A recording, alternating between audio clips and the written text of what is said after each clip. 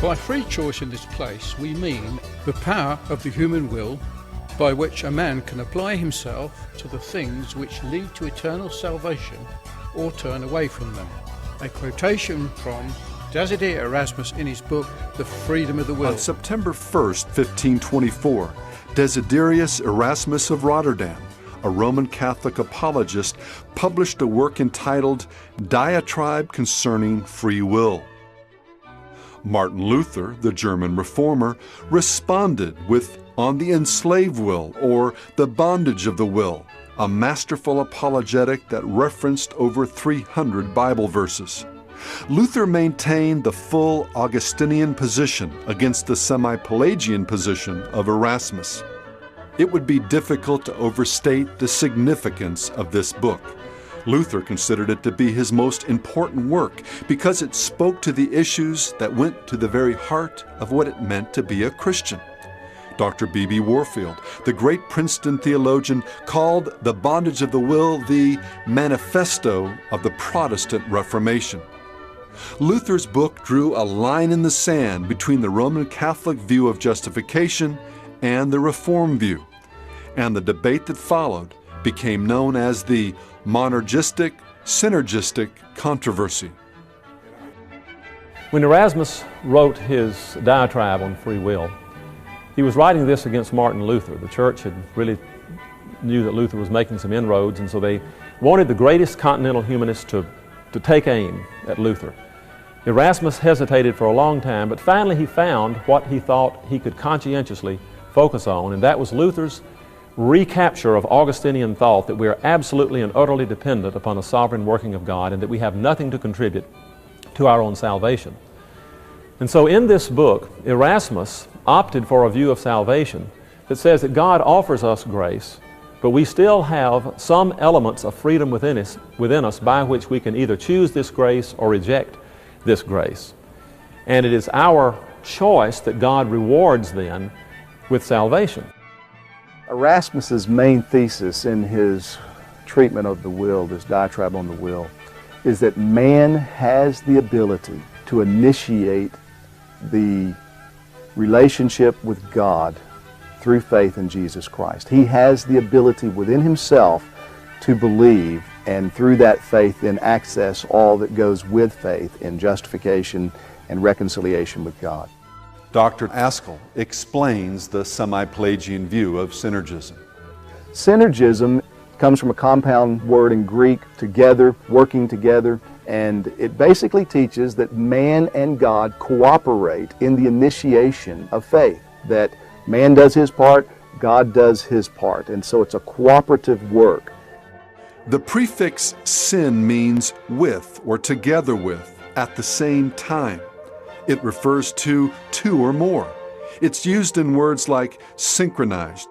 Ergos is a Greek word for work.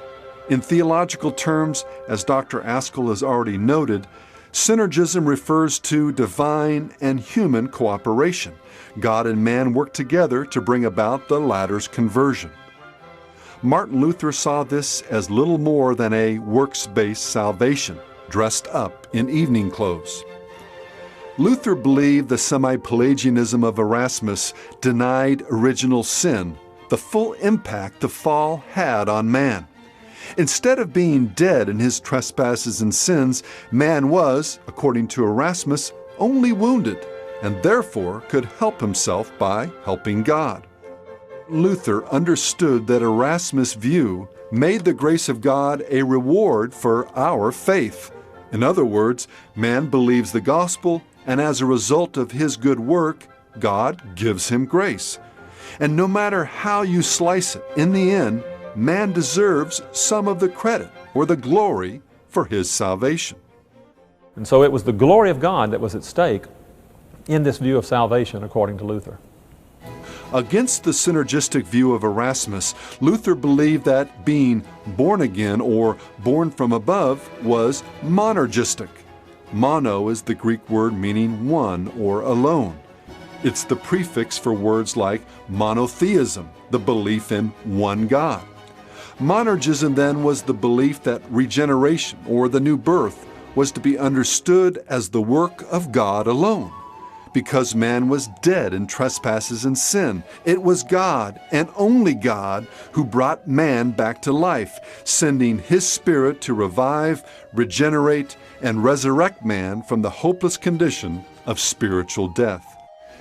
It may be helpful at this point to briefly explain that the terms born again and what we deem as salvation or justification are not synonymous terms. Many modern-day Christians equate the two.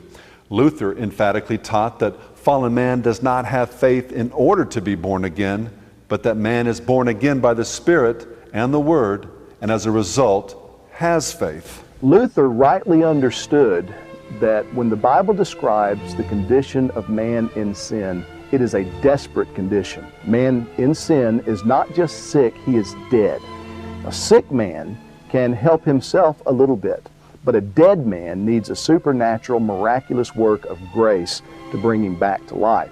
Luther recognized that, and that's why in his Bondage on the Will, he considered this to be the most important, significant work that he did, the most important book he ever wrote. And it's also why in the conclusion of that book, he thanks Erasmus for writing against his view and commending the freedom of the will.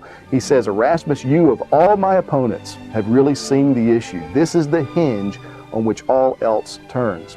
Luther understood that it's not enough to advocate sola fide, faith alone. But sola fide also is dependent upon sola gratia, grace alone.